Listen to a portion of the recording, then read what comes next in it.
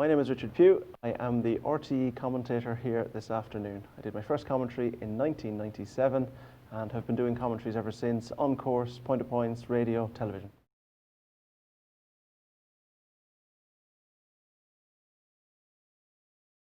So radio, television and on course are three different ways of commentating. For radio, you're very conscious that the people who are listening to you may not be necessarily racing people. They're coming from another sport that has just jumped into racing. So you're trying to build the story of the race.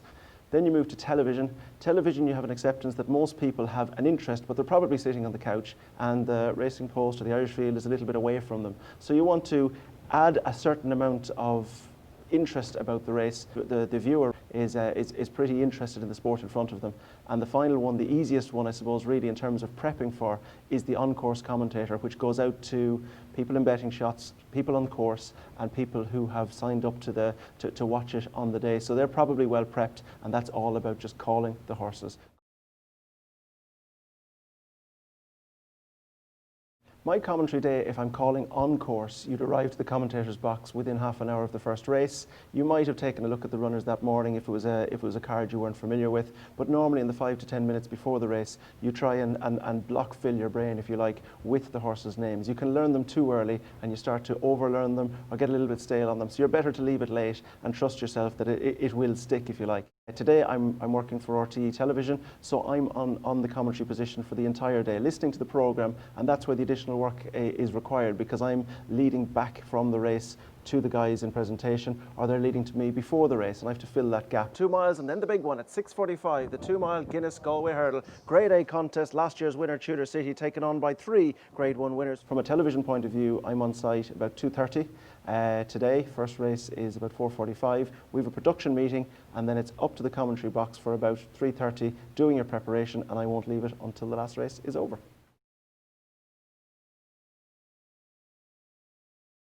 My essential piece of kit is obviously the binoculars. That was the first and foremost essential piece of kit, but fortunately since I began commentating, monitors have become a huge help to us, and they give you a fair crack at calling a race compared to the person at home who can see all going on before them. We've wonderful pictures nowadays out in the country, in the straight, the head-ons, etc. So they give us a huge help, but there's nothing like the binoculars, because you're in control of where the binoculars are. Sometimes you're calling something and if the camera angle changes, it can just throw you out of kilter a little bit. So binoculars first and foremost, but the monitor is a very helpful backup. So now they've got a race on down the hill first time. Cornakill Rose is going to lead them down, trained by Paddy McGee. It was his first winner at Bellewstown a couple of weeks ago. What I would describe my commentary as, you try and give an amount of information, but not too much. You're first and foremost trying to describe the action, what's happening in front of you and what's relevant within what's happening. If you go beyond that, you're probably giving too much information and you're getting away from the core, which is where are the horses and which horses does the viewer need to know about. So in a race like the Galway Hurdle, you're trying to pick out from the back what's moving forward, from the front what's moving backwards, where's the favourite, and which horses are the ones most likely to feature at the end. And you want to pick them up as early as you possibly can to give the viewer that sense of what might just happen. Halter's called the far side, hearts are trumps, and Penny Mouchoir is battling away on the near side. Aramon is battling to the far side. Over on the near is hearts are trumps.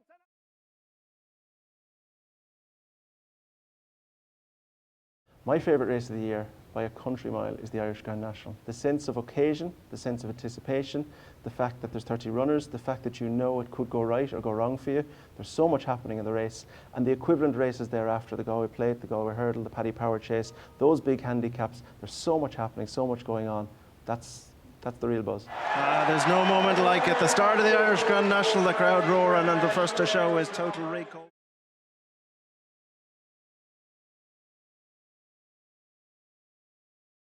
When I'm asked about somebody who's looking to do a commentary, they generally ask about the learning of the horses.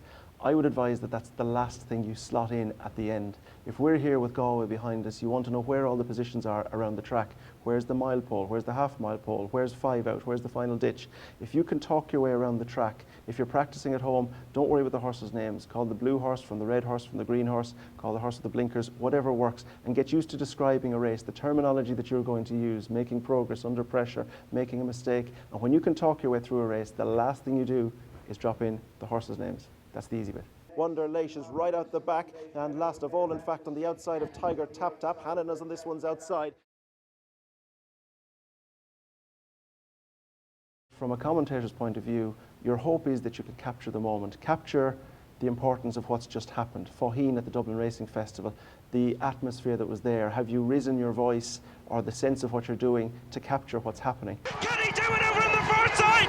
Faugheen has done it. He's got up to win the Flowgas Novice Chase, and Leopardstown appreciate one of the true national greats of all time. You hope that when you're presented with these situations, you can do them justice. Down through the years, Michael O'Hare, it's Shergar first and the rest nowhere. Can you give that moment the presence and the importance it deserves with a line that matches it?